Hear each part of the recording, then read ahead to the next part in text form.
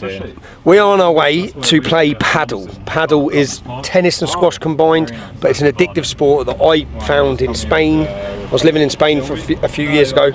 It's unbelievable, man. It's great. It's great because you can get quite good at it quite quick, and you get really long rallies going on. This gentleman is from Duve de Van. Duve de Van are, I hope I pronounced that right, but they're one of the top military units of the IDF. These lads took me training the other morning and challenged me to a game of paddle. So this is Israel versus Britain, or versus England, really. And we're going to have a game. But just to bring it home, Duve de Van are the unit. A soldier was murdered, a couple of soldiers were murdered here yesterday by Hamas. There's a big argument going on now politically about the peace agreement. JD Vance has just landed today in this country, probably trying to keep it together, because again Hamas have violated the peace agreement. So many in the Israeli government, many in Israel would be demanding that there's action. And these lads are from Duve de Van. They're going to be fitter than us, but we're going to beat them. Who's your team? Who's we? I'm with Andrew Gold. Andrew Gold has a great podcast in the UK called Heretics. You forgot.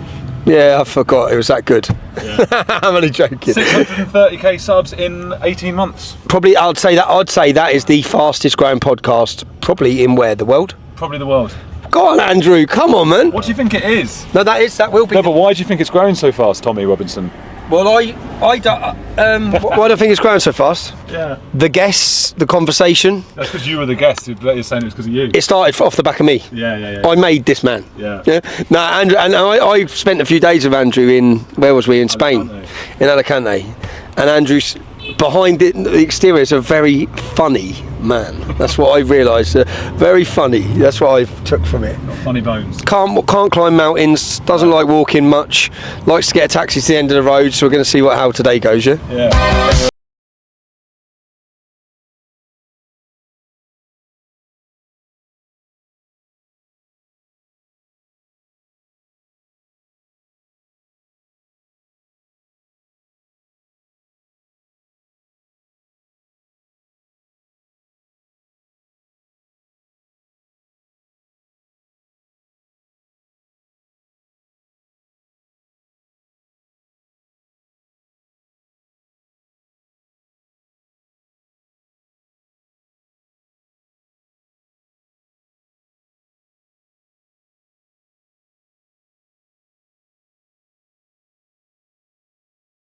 How old are you? Basically, you know. What are you doing? I'm 42. I'm only playing that. So I'm only playing a good game. Look, Can you see why I won? Can you see why I won? Tommy's better running than Can me. you see why I won? Good game, lads. It was really good. Yeah. Oh, mate. Lads. What do you reckon, Andrew? I think If we practice a bit more, we'll beat them. we were better than I thought. Firstly, most of the games we lost, it was only by one or two. You know, it was a juice or whatever. I do think that when they were winning by a few, they stopped playing properly a little bit because they don't want to take the piss, which is respectful. That's nice. Embarrassing. Oh You yeah. didn't do that, did you, lads? I thought we were putting up a good fight. Every time we were 40 love up, they went, "Oh, let's have a go." Oh my god. But it's respectful to their elders. That's what that is. Look, if you're 22, a couple of guys, 36 and 42. I'll just smash them and laugh at them. Say 6-0, you crap. Go back to England. You got too much. Take yourself back you got to too much empathy That's for what I'd that. have done. Take yourself back to England. You're useless. Oh god, lads, I'm absolutely knackered. I wouldn't want to hit someone like that. It's good, isn't it? It's a good workout. Anyone who hasn't played paddle, trust me, it's great, man. You get It's the paid best by sport. paddle. Yeah. Paddle paying you 7,000. So Mossad pay me 7,000, but paddle pay 5,000 a tweet. So this video is going to earn me loads of money, right? But if you haven't played paddle, it's quite easy to get good at. Trust me, and it's such a good workout. It's great, man. It's great. Tommy Robinson's latest viral moment came not on a protest line or in a courtroom, but on a paddle court, a sunlit, high-energy scene that, by design, performs a very particular politics. The clip of Robinson warming up, joking about his graying hair, and trading long rallies with young Israeli soldiers is a small thing on the surface. Politically, it's anything but. Robinson is using sport as image, craft. The athletic staging reframes him from street agitator to a man of stamina, camaraderie, and cross-national solidarity, qualities that serve a populist playbook as well as any manifesto. There's also narrative leverage. Robinson frames the match not simply as sport but as context. A country under threat, soldiers who have suffered losses, and a political argument about security and policy playing out in the background. In a clip, he mentions recent violence and the political fallout, a rhetorical move that converts a casual game into proof of solidarity with a nation under siege.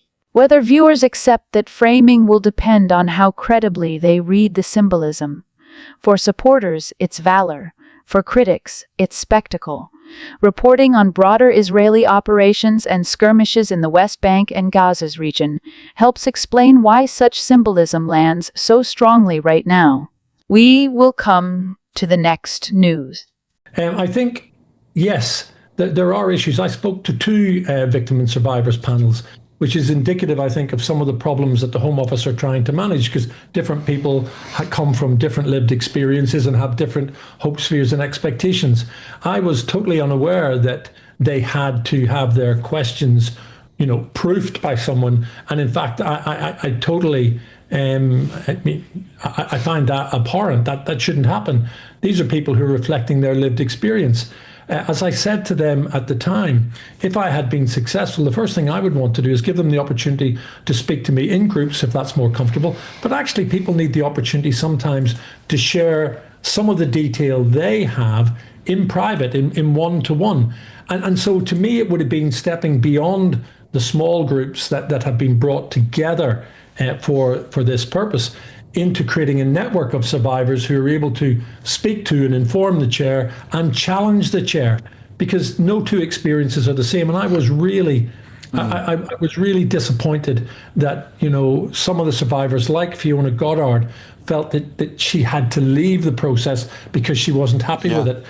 And at the time, I couldn't reach out to her, which is what I would have wanted to do, because I didn't want to do anything that would have made the process inappropriate.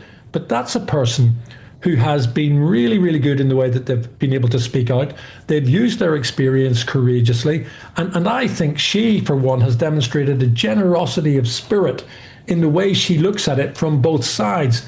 So it was one of the things for me is if someone with my background in policing, which is undeniable, is going to be the predominant inhibitor for people like Fiona participating, then I don't want to inhibit that. I think this has got to be victim-centric.